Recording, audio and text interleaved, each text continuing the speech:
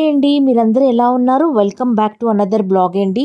మళ్ళీ నేను వచ్చేసాను మా అమ్మగారి రెసిపీ తీసుకొని. ఈరోజు మా అమ్మగారి వంటల్లో మీతో ఇక్కడ నేను షేర్ చేస్తున్నాను పెసరపప్పు చారు అండి. Stay tune to my channel. చూడండి, ఈరోజు నేను పెసరపప్పు చారు నేను ఎలా ప్రిపేర్ చేస్తున్నానో. ఈ పెసరపప్పు చారు ఉంటుంది కదండి, ఎండాకాలంలో మా అమ్మగారు ఎక్కువగా ప్రిపేర్ చేసేవాళ్ళు. ఎందుకంటే పెసరపప్పు ఒంటికి చలవ చేస్తుంది కదా, అందుకోసమే చాలా సింపుల్గా ఈ పెసరపప్పు చారుని ప్రిపేర్ చేసేవాళ్ళు. చూడండి మళ్ళీ నేను ఎలా ప్రిపేర్ చేస్తున్నానో ఈరోజు నేను పెసరపప్పు చారుని. పెసరపప్పు చారు ప్రిపేర్ చేయడానికి ఒక గ్లాసు పెసరపప్పును నేను తీసుకొని దీన్ని మంచిగా ఒక మంచినీళ్ళతో ఒక 4 టైమ్స్ కడిగి ఇక్కడ నేను పెట్టుకున్నానండి. మా అమ్మగారు అయితే ఈ పెసరపప్పు చారులో చిన్న చిన్న ఉల్లిపాయలు ఉంటాయి కదండి, సాంబార్ ఉల్లిపాయలు వాడేవాళ్ళు. ఇంకొక ప్లేట్లో ఇక్కడ ఆల్రెడీ నేను పచ్చిమిరపకాయలు టమాటాలని కూడా కట్ చేసుకొని పెట్టుకున్నాను. ఇప్పుడు ఆల్రెడీ కుక్కర్లో నేను పెసరపప్పును కడిగి పెట్టుకున్నాను కదండి, కడిగిన పెసరపప్పుని వేసి ఇప్పుడు పెసరపప్పు వేసిన తర్వాత దీంట్లో టమాటా ముక్కలు, పచ్చిమిరపకాయలు, ఇంకా ఇక్కడ ఉల్లిపాయలు ఉన్నాయి కదండి, సాంబార్ ఉల్లిపాయలు దీంట్లో వేసాను.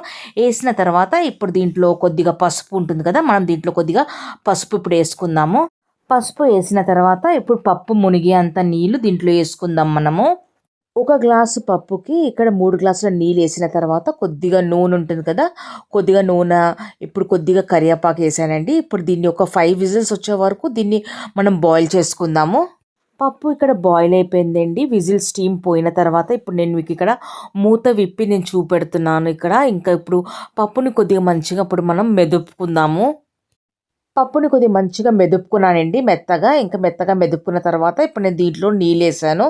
పప్పుచారు కాబట్టి కొద్ది నీళ్ళు ఎక్కువగానే పడుతుందండి. మీరు పప్పు క్వాంటిటీకి తగ్గట్టు మీరు నీళ్ళని తక్కువ ఎక్కువ మీరు చేసుకోవచ్చు. మీకు జారుగా కావాలంటే కొద్ది నీళ్ళు ఎక్కువ వేసుకోండి, కొద్ది చిక్కగా కావాలంటే తక్కువగా చేసుకోవచ్చు. నేనైతే ఈ కన్సిస్టెన్సీ ఇక్కడ మీకు చూపెడుతున్నాను కదా, ఇంత జారుగానే నేను పెట్టుకున్నానండి.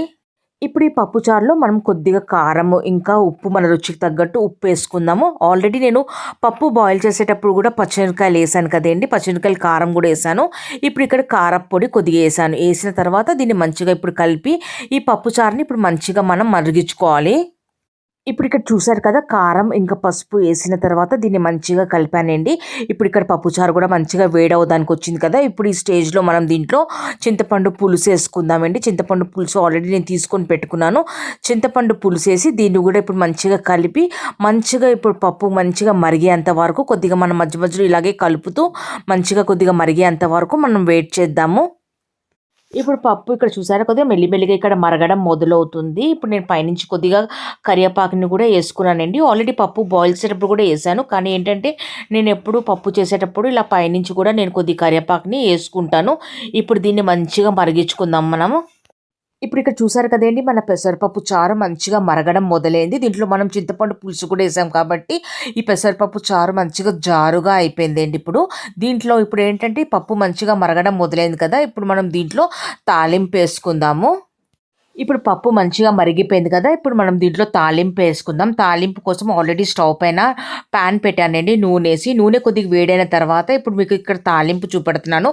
తాలింపులో ఇక్కడ వెల్లుల్లిపాయలు కొద్దిగా దంచుకొని పెట్టుకున్నానండి. ఇంగువ, జీలకర్ర, ఆవాలు, మెంతులు, ఇంకా ఎండుమిరపకాయలండి. ఇప్పుడు ఇక్కడ నూనె మంచిగా వేడైంది కదా, ఇప్పుడు మనం తాలింపు వేసుకుందాము.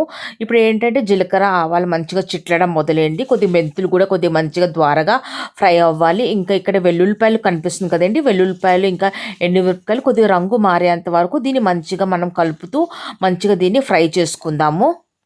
ఇప్పుడు ఇక్కడ చూసారు కదండి, తాలింపు మంచిగా ద్వారగా మంచిగా ఫ్రై అయిపోయింది కదా, వెల్లుల్లిపాయలు కూడా ఇక్కడ కలర్ చేంజ్ అయిపోయింది, ఇంకా ఎండుమిరపకాయలు కూడా మంచిగా కలర్ చేంజ్ అయిపోయింది కదా. ఇప్పుడు మనం దీంట్లో పప్పుచారు మరుగుతుంది కదండి, పెసరపప్పు చారులో ఈ తాలింపు వేసి దీన్ని మంచిగా ఇప్పుడు మనం కలుపుకుందాము. ఇప్పుడు ఇక్కడ తాలింపు వేసిన తర్వాత పప్పుచారుని ఒకసారి మంచిగా కలుపుకొని ఒక 5 మినిట్స్ వరకు కొద్దిగా వెయిట్ చేద్దాము. ఇప్పుడు ఇక్కడ చూసారు కదండి, ఇక్కడ 5 మినిట్స్ తర్వాత పైనుంచి కొద్దిగా ఇప్పుడు కొత్తిమీర ఉంటుంది కదా, పైనుంచి కొద్దిగా కొత్తిమీర వేసి ఇక్కడ నేను స్టవ్ ఫ్లేమ్ని కూడా ఇప్పుడు ఇక్కడ నేను ఆఫ్ చేస్తానండి. ఇదేనండి చాలా సింపుల్గా ఈరోజు పెసరపప్పు చారు ఇక్కడ రెడీ అయిపోయింది. ఇదేనండి ఈరోజు ఒక సమ్మర్ స్పెషల్ మీతో నేను షేర్ చేశాను మా అమ్మగారి రెసిపీ పెసరపప్పు చారుని. ఒకవేళ ఈరోజు మీకు ఈ రెసిపీ మంచిగా అనిపిస్తే ఫర్దర్గా మీ ఫ్యామిలీ ఇంకా మీ ఫ్రెండ్స్కి కూడా మీరు షేర్ చేయండి మా అమ్మగారి రెసిపీని. బ్లాగ్స్ మంచిగా అనిపిస్తే ప్లీజ్ నా ఛానల్కి సబ్స్క్రైబ్ చేసుకోవడం మర్చిపోద్దండి. Please do like, share and subscribe to my YouTube channel అండి. Thank you very much. మళ్ళీ కలుద్దామండి. Thank you once again.